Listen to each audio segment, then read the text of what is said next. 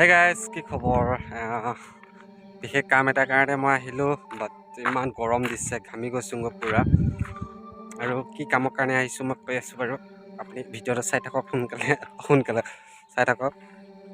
এইটো দেখা পাইছে, সেইটো লিখিবলৈ আহিছোঁ।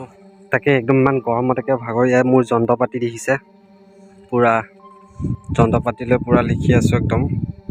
আজি মানে কমপ্লিট কৰিব লাগিব, আজি ফটো উঠাব বোলে, সেইকাৰণে কমপ্লিট কৰিব লাগে। চ' দুদিনমান আগতে কৈ আছিলে লিখি দিব লাগে মই সময় পোৱা নাই, সেইকাৰণে আজি আহিলোঁ। পুৰা ধুনীয়াকৈ লিখি লওঁ, লিখা হোৱাৰ পিছত মই দেখাই আছোঁ বাৰু।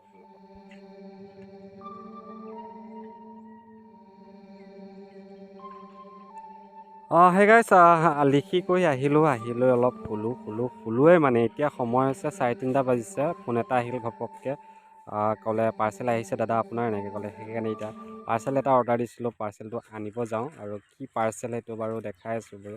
ইমান ফকতীয়া পাৰ্চেল নহয়।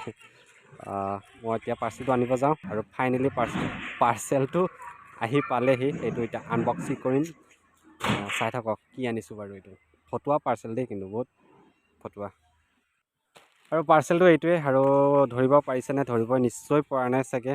মই একদম ধুনীয়াকৈ খুলি দেখাম বাৰু। পাৰ্চেলটো মানে হ'ল মোৰ বাইকৰ কভাৰ।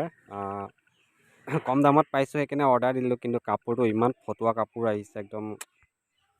এতিয়া বাইকখনত মই এতিয়া পিন্ধাম, চাই থাকক।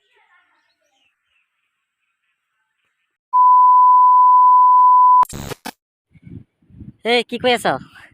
শুবলৈ তই জেগা নাপালি হে? ৰাইজসকল, ধুনীয়াকৈ একদম পানী দি দিলে আমাৰ নলাত। এতিয়া মানে একদম পূৰা পানী হ'ব, আৰু খেতি কৰা আহি গৈছে, খেতি কৰা দিনো আহি গৈছে। আৰু কালি পানী দিছে,